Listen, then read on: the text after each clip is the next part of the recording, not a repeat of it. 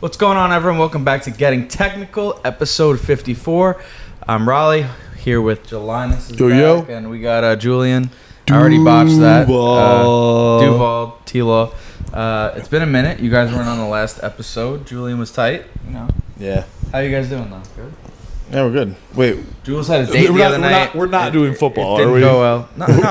We could finish with T-Law, like, because of Julian. Yeah, you know, I'm going to get out. No, chill. I mean, to me, like, the first thing, I wanted to talk about Caitlin Clark, because I feel like every time I open up Twitter or Instagram, it's not about the NBA anymore. It's just about the WNBA and Caitlin Clark.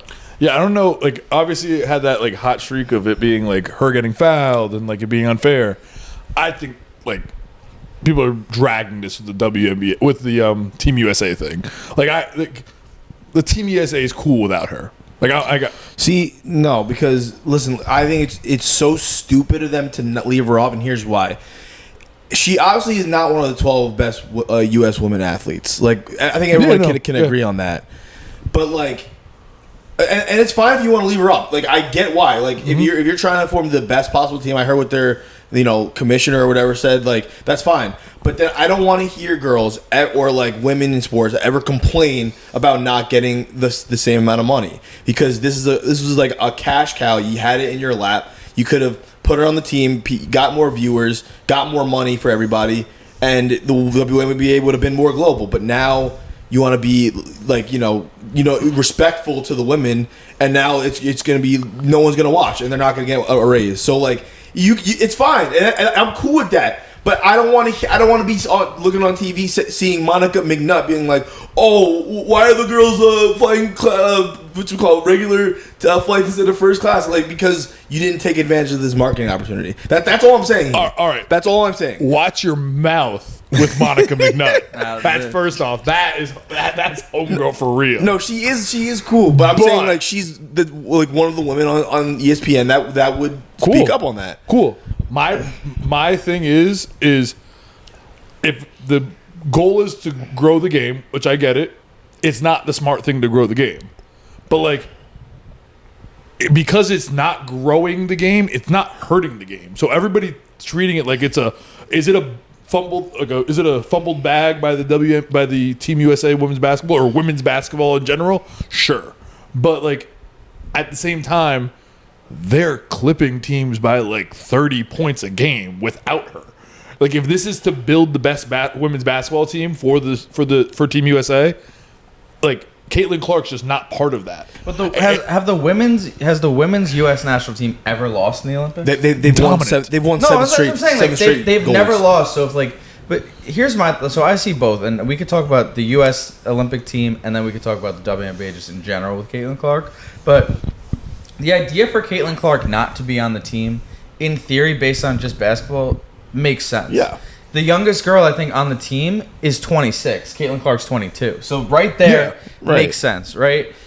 But the thing is, I think what Julian is kind of alluding to, which makes sense, is that this is a great opportunity for women's basketball as a whole with Caitlin Clark. Because, like, we know why people like Caitlin Clark. It's the same reason why they liked watching Steph Curry when Steph Curry came out. It's the same reason why it's the reason why people weren't watching as much women's basketball, is because when you watch men's basketball, because you like to see the dunks, you like to see the alley-oops, the fast break blocks, all these like really exciting plays. The WNBA hasn't had that. Yeah. Then you had Steph Curry come in and kind of change it when he did it with the shooting. He was hitting, logo threes, step back in people's face. He, cross over two guys, step back, hit the three. He'd, score 50 points without even having one dunk. Then you go to Caitlin Clark, and she's kind of the female person. She's the first, female player that we've seen who's been pulling up from the logo, hitting these cross-up, step-back threes, She does it without being like a super tall girl. Most of the best women's basketball players of all time are physically dominant, are forwards or centers, because they're just significantly taller than everyone else. Yeah. And she's like the first one to really do it with like this finesse and like this aura, as she has aura. I give it to you. She does, and it's like it draws people in. So it's like, from that standpoint, it's like, all right, like, why would you not? Even if she doesn't play that much, it's like, but like, you're gonna draw. But then if they did bring her in, then everyone would be like, why isn't she playing? So it's a distraction. But yes, and I think that it is because they didn't add her onto the team, it doesn't make the team worse. It probably makes the team better. As we just alluded to, the team is probably better without her. Right. Is the team going to be as popular without her? No. Right. And it's not the team going out and clipping Angola by 50 points this in the Olympics is not like the bad for women's basketball by any stretch. Could they have made a better option? Sure, but they're going to be fine just with how they are. I could argue, based off of seeing how Caitlin Clark has been received in the WNBA, and I'm not going to say I've been watching WNBA games because I haven't, but seeing every night, it feels like some clip of some veteran pushing her over or intentionally fouling her and like people clapping their hands like, yeah, good shit, we we got her. Maybe it's a good idea for the 22-year-old not to be on the trip with all these vets and possibly be like isolated and feel left out and stuff like that, because maybe the league isn't ready for her and her personality quite yet.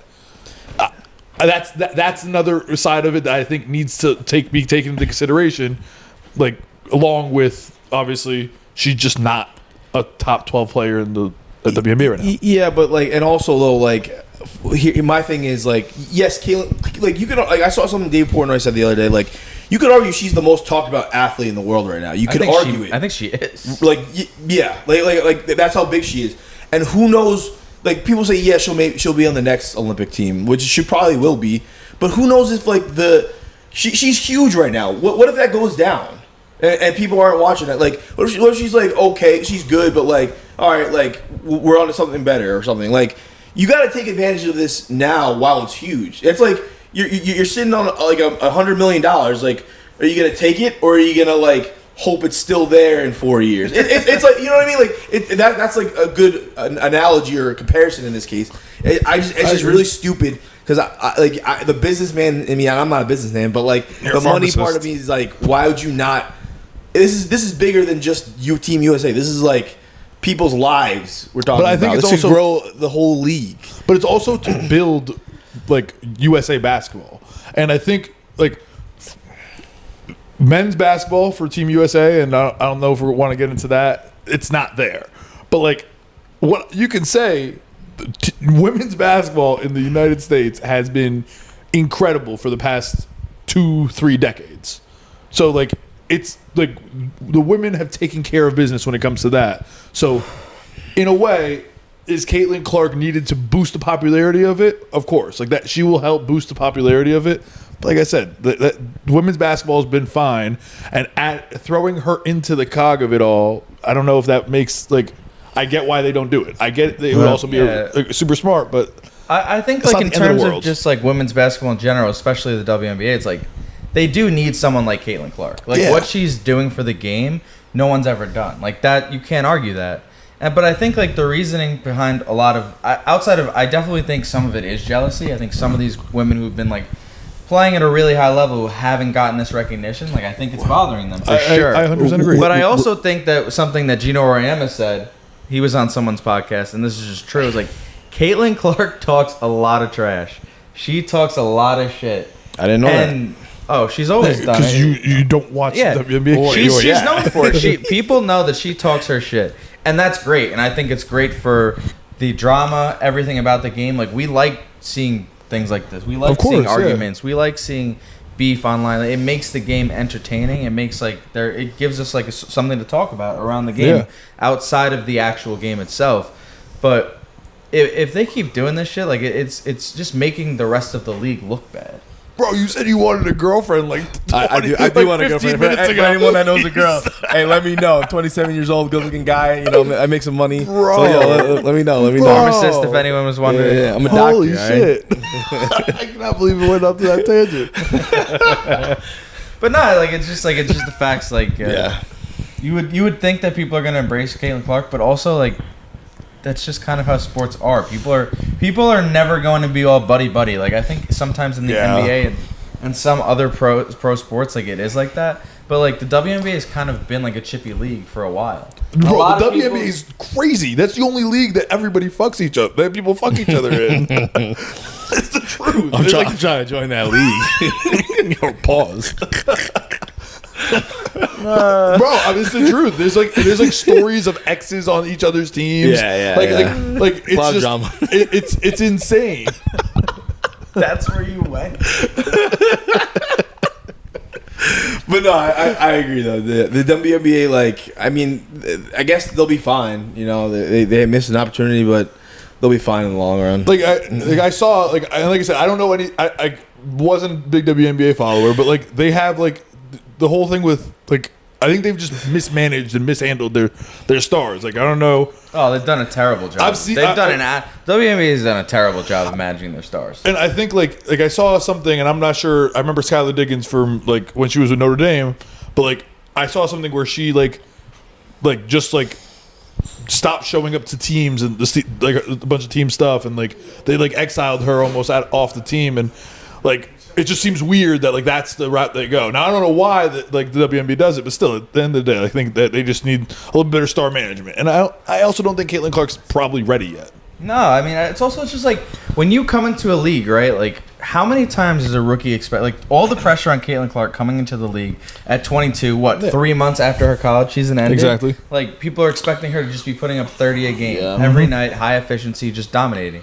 When in reality is like. These women are professionals for a reason. It's the best of the best. It's a huge jump as far as skill. And also it's like the rookies in the WNBA, like coming out of college, like especially if they've had a long college season, they get thrown to the fire right away. Yeah, and I just have a hard time like and also like classically when you're a top pick, you're usually on a terrible team. And the Indiana Fever are terrible. Yeah, very bad. The team is awful. So I've seen a lot of clips of her like making these like great passes and the girls like missing wide open. It's so bad. Yeah. But like I also have a hard time like seeing people be like, yeah, like this is such a great marketing opportunity. Like what? Like yeah, sure. Maybe you would have watched a little bit more of it, but like I would have thrown a game on, bro. Like I see guys who watch, like those Fox News guys who sit there and they watch. They're acting like they would have bought her fucking Team USA jersey. Like let's get real. I would have brought a Cameron Brink jersey if Caitlin But you Clark can get a team. Cameron Brink jersey because she's on. The 3-on-3 team. I'll say one thing. I was at Gilbert Arenas. I never agree with anything he said. He made a good point when he was arguing why Caitlin Clark should be on the team. And it's like, if you really want to make this popularity argument and like growing the game, they should have put Cameron Brink, Caitlin Clark, and Angel Reese on the team. Yep. Because reality is it's going to be a 9-woman rotation, right? Yeah, 100%. 12 people don't play on these teams. Like, there are 12 people on the team, but there's at least 3 to 4 people that never come off the bench. Probably, yes. You could have just used them there. The amount of people that would have been watching because of them, it would have been a significant amount of people. I think it's a legacy thing too. I think like that's another part of it. Like sneaky. Like from what I understand about women's basketball, it's like a UConn thing too. Yeah. Like I think like the UConn fraternity, I guess is the wrong term to use, but like that type of like the bond that they all have through Oriema and through like their ties with UConn, like the Tarasis, the Sue Birds and all those players. I think, and I'm pretty sure, or maybe I'm fact check me if I think Sue Bird is part of the UConn team, but like those players are like all like kind of super close knit together, and you get some people from other schools. I don't think they're as necessarily as close. No, I agree. No, I don't disagree at all. Yeah. Anything else as far as WNBA? Nah. Just the jump helps. Yeah, I think we could talk finals. I mean, at this point, no team has ever come back from 3-0 down. I think it's safe to say the Celtics are the champions. Yeah, and because they're up 3-0, Jason Tatum's so fucking bad. No, congratulations to the Celtics. They're definitely the best team in the NBA this year.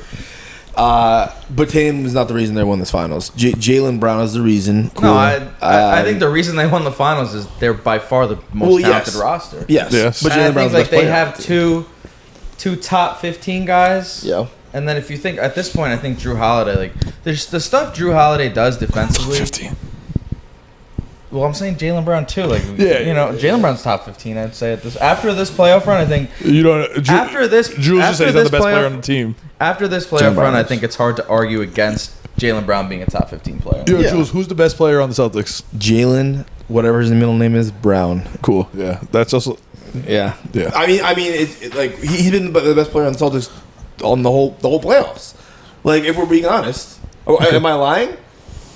Jaylen Brown has literally carried them in every series. Not carried, but he's been the best player. He's in been every probably series. the best scorer in the series. Yes. Best player. Best player. Best scorer. Okay. I mean, if you look at this series alone, right? Like game one, Jaylen Brown didn't really score like that much, but he was making absolutely insane defensive plays. Playing crazy. He was defense. the best player, I think, on the court in game one. You can argue that. I think Drew game Holiday. 2 it was Drew Holiday. Yeah. Game 3, I think game 3 it was a toss up between Jaylen Brown and Jason Tatum. I'm taking Jaylen Brown, bro. Like I think Jaylen Brown, he came through at the end of those games. Yeah. So right now the edge, if the series ends tomorrow, I think Jaylen Brown will be the Finals MVP. Also, just not forget that we're also coming off of 2 postseasons where he got clowned for not being able to have a left hand. He was it was D-Lo level clowning. We were clowning him. They also lost to the 8 seed Heat when they were supposed to potentially win the 100%. chip But last let's year. not act like he's the best player on the team. That's the way the NBA and media works. Is people are because reactionary, and every year you start fresh. And then you watch start with pretty much. You have the criticisms from last year, and Sure. then you see what happens this year. Yeah, sure. And Jason Tatum, who's supposed to be one of the best scorers in basketball, has been anything but that. But he's not been asked to be the scorer that he. No, he doesn't need to because there's so much talent around him. That's other true. players in his But I don't think category. I don't think it's crazy for people to criticize him when he shoots what he's shooting. Before last night, he was shooting 30%. When was the last time that Jason Tatum, besides the game they lost to Indiana, or one of the games they almost lost to Indiana too, where you're like, fuck, Jason Tatum did not come through. I mean, game 2, he was terrible. Yeah, there was a couple games where he was not that He was game. terrible in the first 2 games this year. Mainly the first this game. series? Offensively, yes. In this series, Yes. He was not good offensively in this but series. Outside of game 3, he was bad. Here's my point: is when Exactly. did he need to? He didn't need His to. team is so good. So good. Like you can't keep bringing up that argument, Bro, I mean, because yes, you can. He's on a super team, bro. Bro, because the reason why SGA goes off like that is because the Thunder need him to. Yeah. Unless if he's not doing it, then what's your next best option? Jalen Williams. Yeah. Is that going to carry you to? Is that going to carry you to an NBA championship? Okay, but you can say that Jason Tatum isn't scoring because he isn't needed to score right now, right? In the finals, sure. He went 6 for 16 game 1 and 6 for 22 in game 2. So he was he's trying to clearly score. been taking a lot of shots, Sure, and he hasn't been scoring. So Sure. it's not because he's not taking the shots like he doesn't need to. It's because he hasn't He been also had making 12 the shots. assists and they won the game. Yes, but I they've think cleared they've cleared them. There hasn't been a performance in this playoffs. Maybe one. I think that there was one of the overtime games against the Pacers, and I forget if they won or they lost it, where there was some questionable shots that he missed, and I'm like, fuck, how can you miss that in that opportunity? I don't think me and Jules. I'm not going to speak for Jules, but I'm not saying that I don't think Tatum's a great player. I think he's a great player, but I also think he's that. more of a 10 to 12 best player in the league, as opposed to a lot of people who were saying he's kind of in that 5 to 7 range, and based on All NBA, he was a top 5 player in the league, which he's just not. I think the reason why I put him in that 5 to 7 range is because I truly argue if you put him in that same role where Phoenix needs Booker to be in, or you put him in the role where the Thunder need SGA, and just throw the ball in his hand and he needs to be that dude, I am confident he can be that dude. I don't think. I think he's on this. I think Jason Tatum is on the same tier as Devin Booker. I think they're both in that kind of anywhere from 8 to 12 range of best player in the league. But there are times where I argue who. So if they're 8 to 12, who is your 5 through 7 then? And to me, I'm going. Jokic is the best player. Cool. In basketball. Those 4. Jokic. I'm going Jokic. I'm putting Luka 2. I'm putting Giannis 3. Okay. You just hate SGA 4. I'm taking. You're really gonna take SGA at this point over him? Yes, over Tatum. Yes. Yes. I would also over Embiid. Just because of injury. We're not I'll put arguing that to me is the top 5. I'm putting Embiid in at 5th right now, but I think that's the top 5. If you're going to tell me Joel Embiid's 100% healthy, he might be the second best player in basketball, maybe the best. But he's never playing. That's as nuts as me trying to say that John Morant's an top 8 player. I mean, that's pretty nuts. That is nuts. John Morant was an MVP candidate before he got suspended and got hurt. Right, but he also hasn't played seriously in but how many when years? he played, he did that. But that's he also wasn't. He was not great in the playoffs either. Recency bias saying that SGA is better than Embiid. I didn't say He's that. coming off this season. Bro, I'm sorry. I didn't say that. I'm God sorry. forbid the guy who comes in second in the MVP voting is considered a top 5 player in the league. We're getting off topic here. The discussion is Tatum. Okay, who the fuck cares about SGA? He uses this to take us off the Tatum thing and then change the topic. I just think it's crazy. I think the SCA over Embiid thing is kind of nuts, but hey, I know ball you guys really don't. Oh my! Now that it makes sense, he did say the guy that he was talking to, he ran into, was a Celtics fan, and now it makes sense. Yeah. By the He's way, the only one who knows bro, ball because he says Tatum is the best player. So in basketball. I don't remember if he was a Celtics fan. I think he was a Celtics fan. Yeah, of course he was a Celtics fan. But homeboy, I didn't catch your name. Whoever you were in front of Lil Vincent, who recognized that I'm the only one who knows ball because neither of them have league pass accounts. Listen, I appreciate you. You don't need league pass these days. Oh yeah, because you guys just don't watch. You just don't watch ball. That's Streamies. Yeah, cool. I watch ball. $3.99. But no. Anyway, like Booker, Tatum. You could argue. I think KD's better than Tatum. Like, and I think make a that lot of argument. people would also. He had a agree. better year, probably. He did. Maybe. But he was also on the Suns needed him though. Yes. The Suns Suns didn't need can't him. count on 15 points off the bench from Utah.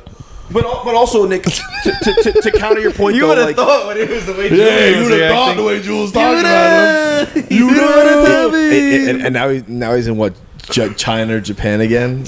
Chill, bro. I'm gonna miss you, Yuta. I'm gonna miss you.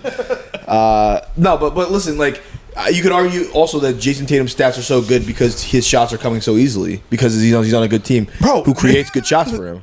No, bro, he's easy. the primary. If you're not watching the games, he's the primary ball I handler. can promise you, I did not watch many Celtic regular season games. This He's year, he is the primary ball handler on the team for the most part, and Derek White. You could argue Derek White. You can argue Jaylen Brown. I think if you watch the games, Jason Tatum's the primary ball handler. Drew Holiday sometimes, but for the most part, it is Jason Tatum initiating offense, usually taking on a double team, and finding some way to either get out of it, pass his way out of it, or try to finish around it. Has he been a great finisher this season? No. Has he been a great 3-point shooter? No. But the Celtics are the best team, and he's clearly the alpha on that team. Alpha? I don't know. I think it might be Jaylen Brown. I think Jaylen Brown might be the alpha on the Celtics. also puts on too, but I think that it's tough for me to sit here and try to like kill somebody and not kill somebody or just like criticize somebody who's arguably the best player on his team.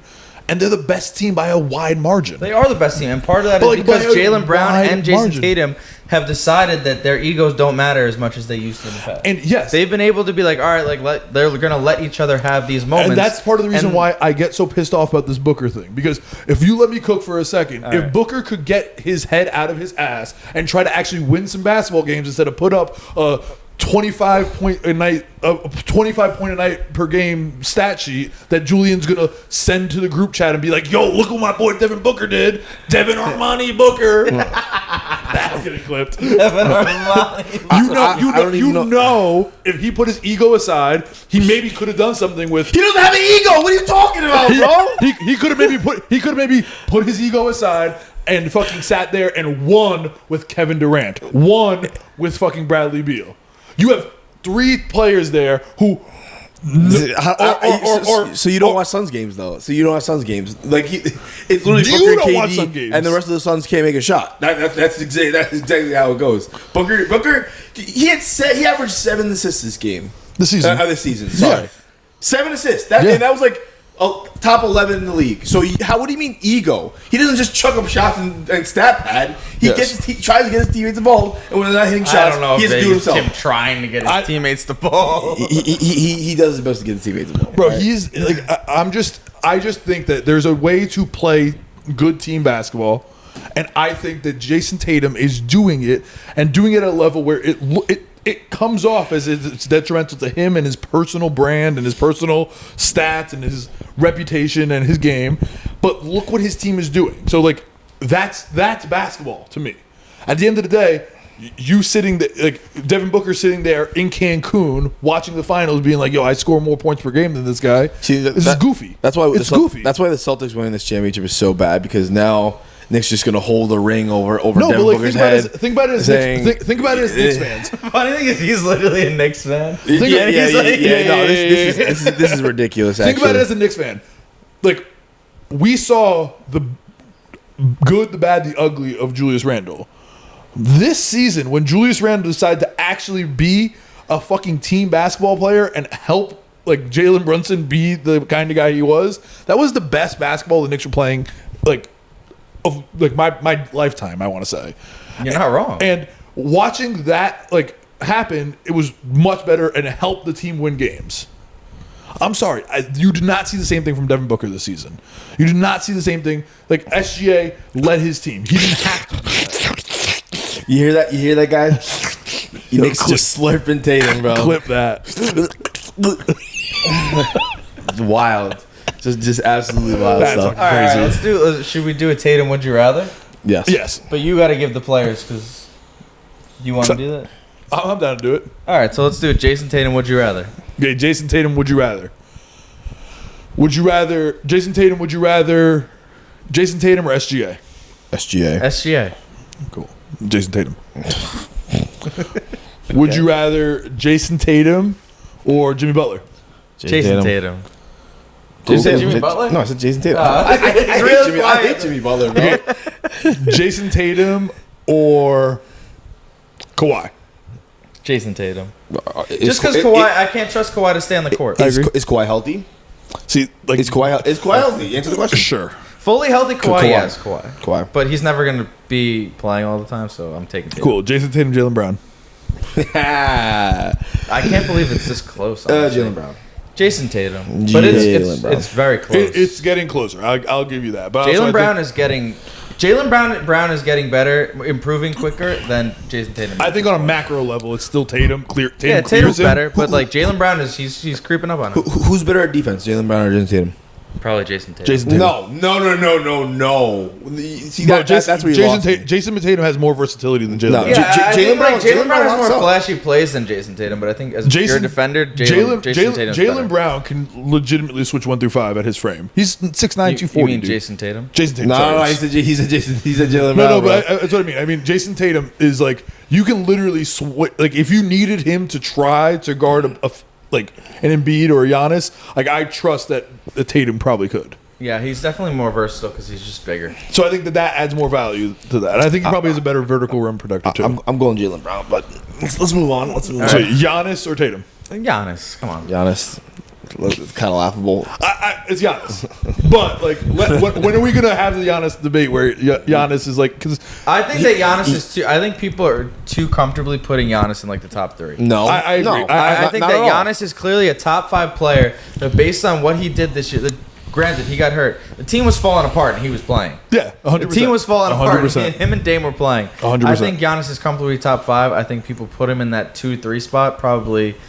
Too I easily. think there should be more thought to it. I think that I guys agree. like Luka, guys like Embiid, guys like even SGA, if he does it again next year, I think these guys are all should be in that conversation. I mean, we're no, because we put Giannis too, because like when he drives the basketball, like he's unstoppable. Yeah, but he also can't shoot. Yeah, but Right. like He's great defensively. He's great at driving the basketball and dunking. But Luke is more skilled. Yeah, he's not even nearly close to these guys as far as skill. Yeah, right. But I mean, he's just like, that dominant. this though. is gonna sound kind of crazy, but like Steph still has that like dominant Steph quality in him. Yeah. Where like I see what you're saying about Giannis, that Giannis is like dominant and like unstoppable, but like there's also like a version of Steph Curry who like is consistently making shots, who's just as dominant and unstoppable. Yeah.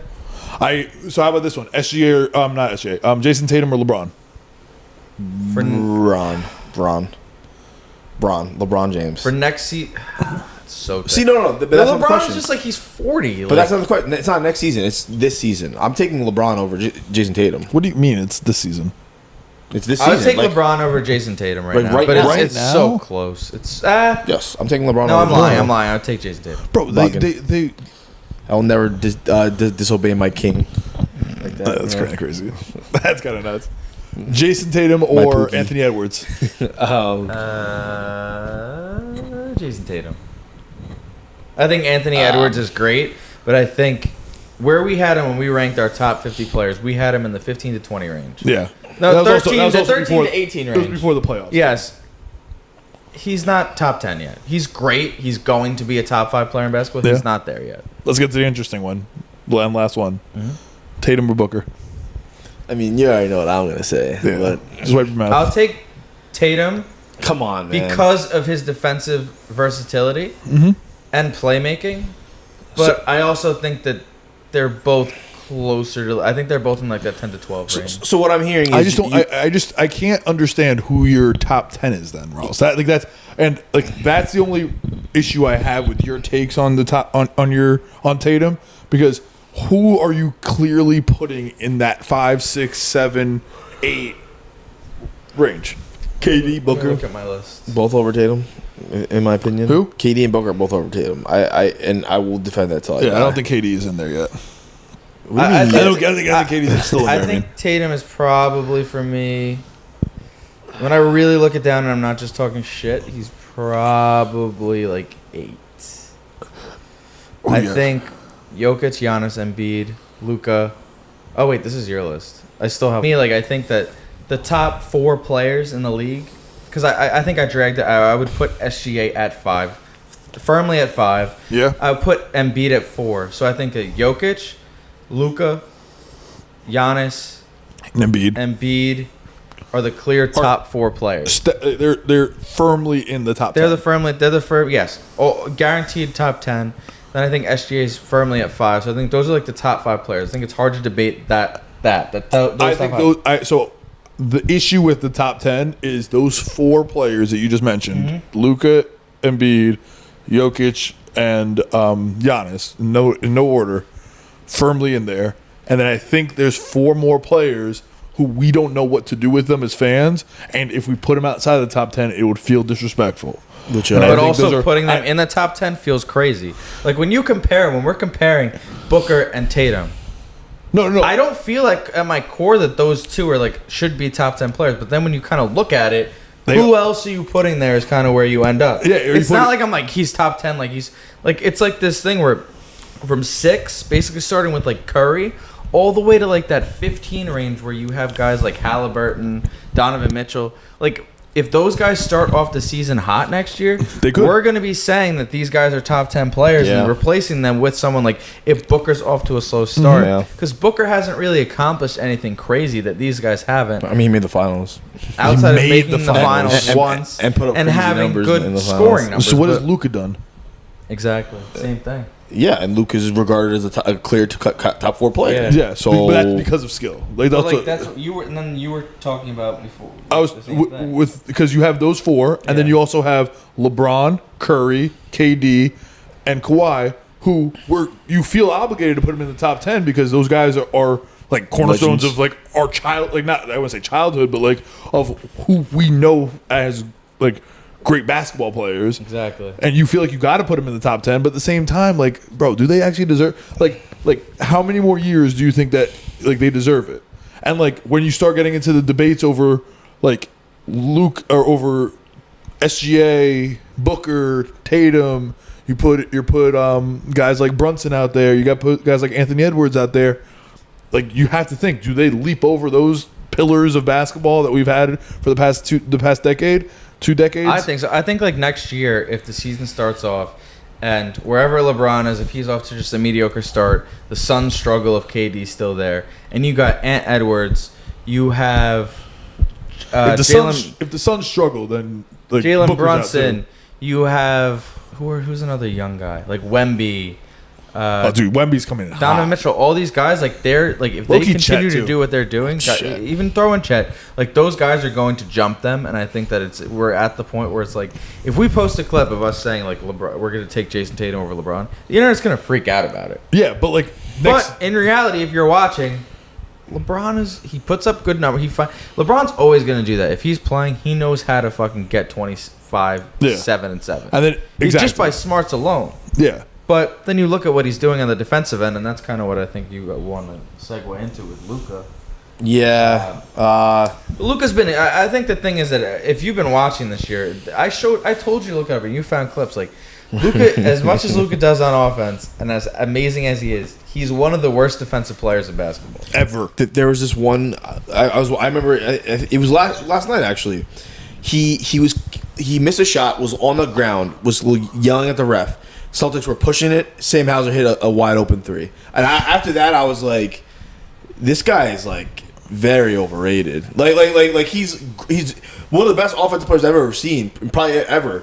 But like defensively, he's that bad where it kind of drags him down. Like it definitely does drag him down. Like I don't know if we can consider him this all time great if this defense doesn't improve at least a little bit. I also think like the way the Celtics are playing him is just so fucking like it's almost maddening why like the Thunder the Thunder and the Timberwolves never played him. Didn't play him. But this also way. like the benefit of like being the Celtics is like you have versatile defenders 1 through 4. You know, if Porzingis is out there, yes, but it's like these guys don't really have to help as much because they're so good defensively that they can kind of, Drew Holiday's picking these dudes up 94 feet. But not even that. Like, bro, like the whole premise of what the Celtics are doing is they're just going one-on-one. Exactly. Score 60. Yeah, where are you going to get the other 40, 45, 60, 50 points? Like that, like that's, and I like as crazy as that concept sounds, like that's where the Celtics are winning, and that's where Minnesota lost it. Minnesota lost it by me overreacting and saying PJ Washington was one of the top 10 players in the playoffs. Yo, that was actually insane. But like, I thought that way because they just helped off of Luka. They helped off of PJ Washington and double teamed Luka every single time, and that's just easy money right there. That's an open shot for an NBA player. You let Luka get his 35, and then bet that another person won't get over 20. And then on 25. top of that, bro, he's expending so much energy on offense. Like if you're gonna not help on send help to him and not let him dish off to somebody else, he has to try to make something happen, which is going to waste more energy. And the thing that the Celtics are doing, they're throwing Luka into defensive rotations and defensive situations the whole time. Like Luka's guarding somebody with the ball every single time, or having to move around, which is something that the Timberwolves never did. They just pick on him. Like the NBA players are so good at like setting picks and getting matchups versus Luka. Like they're literally targeting him. Hey, whoever Luka's guarding, you're scoring this play. So like and like Celtics 1 through 5 can score. Like they can all put the ball, like drive it and put the ball in the basket. So like that's where they're taking advantage in this finals, and that's why it really hasn't been remotely close. I think for me, as far for Luka is like if you look at Steph, right? Like, and this was when Steph was on these elite teams. Like Steph is never going to be an elite one-on-one defender. But what made him great and what made the Warriors' defense so great was that they were great team defenders. They were always in the right spot. And they were like conscious of where they were going. They always Luka, something that like guys like Russell Westbrook have kind of done in the past. He's not a great one-on-one defender, but he's not even putting in effort to be a good team defender. Yeah, he's in the wrong spots. He's late on rotations. He's not like he's just disengaged. But do you think that's because like he's lazy, or do you think it's because he's carrying the offensive load? Like I think it's a combination of both. Like if you look at Luka. And we can't talk. We're fucking fat fucks. But like, speak for yourself, being one of the best players in the league, it doesn't look like he's in the best conditioning. No, he's definitely not in great shape. He's definitely not. And on top of that, it's like, yes, he has to do all this stuff offensively, but it's like you have to be at that point when you're supposed to be one of the best players in the world, where you can play both ways. Yeah. And the best players can play both ways. And Jokic isn't this amazing one-on-one defender, but he's a great team defender. Yeah, no.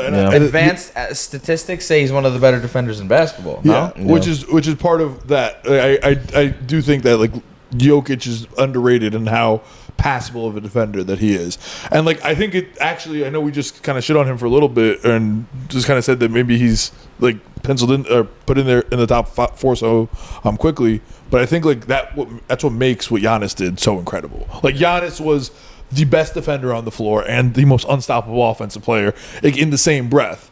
And like it's just like Luka, like yes, he's the most special offensive player you'll see sometimes, but like he just does not care on the defensive end. Yeah, it's an effort thing. Even if you look at guys like Jalen Brunson is a terrible defender. But at least one thing you can say is he's he's trying. Leads the league in charges. I know I know Jalen Brunson is trying on defense. Yeah, no, 100%. Luka Doncic, it doesn't look like he's trying. He'll just let people blow by him. Yeah. And there's really no excuse for that. Just like you just got to work on your defensive slide. He's been doing it all year, and it's like you can kind of defend it if it's in the regular season. But Game 3 in the finals, down 2-0. It's a rough look. And you can't sit there and cry about it too. It's the NBA. If you go back, I saw the kid Nico, Elite Takes on TikTok. He had a video, and he went through like pretty much all of his fouls. They're fouls. Pretty much. They're dumb fouls. Yeah. Like just horrible decisions. Like, what are you doing? Like Karl Anthony Towns level foul. That they were that level, but also it's like, and then to complain about to the refs after, like you had that terrible game. It's like it's just a bad look overall. It's a very bad look, and he deserved all the slander he got in the media today. But yeah, I guess hopefully he'll learn his lesson. Obviously, they're not going to win this year, but maybe he'll come back and get in better shape this offseason and work on his defense and then prove people wrong. That's what I would do if I was him. You know what it sounds like? It sounds like he needs Tibbs. Yeah. It sounds like Luka needs some Tibbs in his life. I mean, they just made the NBA Finals. Luka ain't going anywhere, buddy. Yeah, no, not at all. He ain't going anywhere for a long time, buddy. Okay. We got 5 minutes left. Do you want to talk T-Law?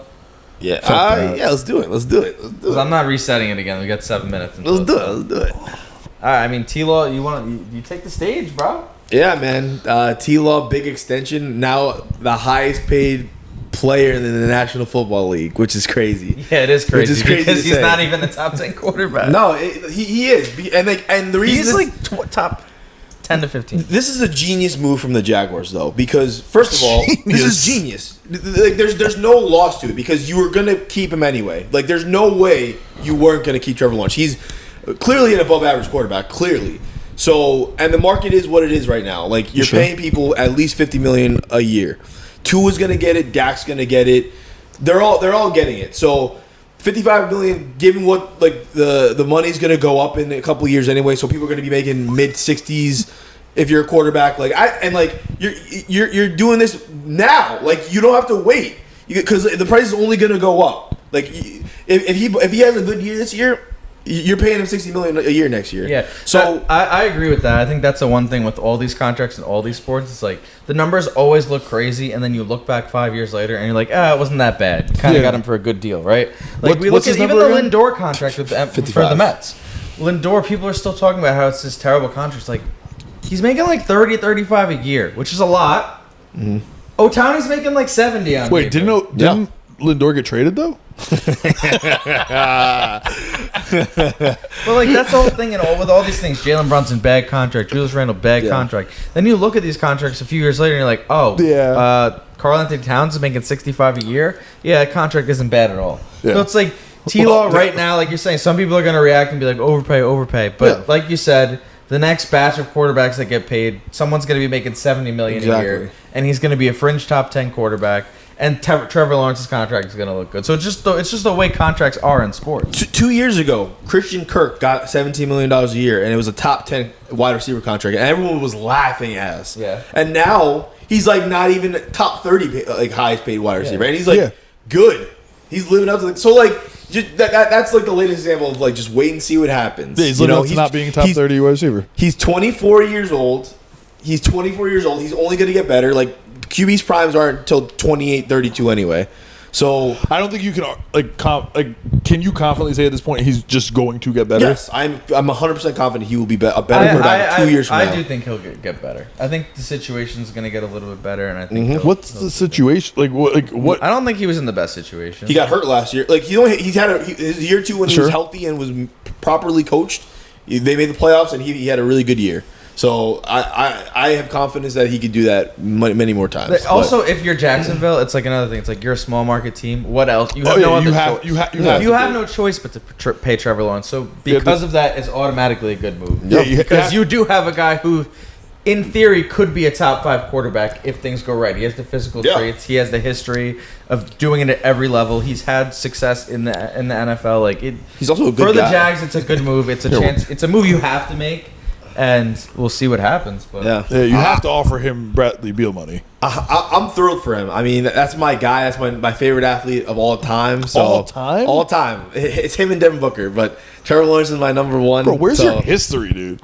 I mean, No Fred. clearly he doesn't give a shit about the Yankees. No Fred Derek Jeter's Taylor. number 3. Derek Jeter's number 3. But like, Derek He really Jeter's isn't. number He really three. isn't. Yeah. Let's be honest. No, he is. I swear, my dog was named Jeter. So yeah, it's T-Law, Booker, Jeter. That is the saddest list I've ever heard. It is a great list. It is the saddest list ever. Booker Jeter. But yeah, listen, like we have a quarterback for 7 years now. Like I've never seen that in my lifetime. So Jesus Christ. I'm thrilled, man. He's gonna be better than Aaron Rodgers. Fuck Tom Burke.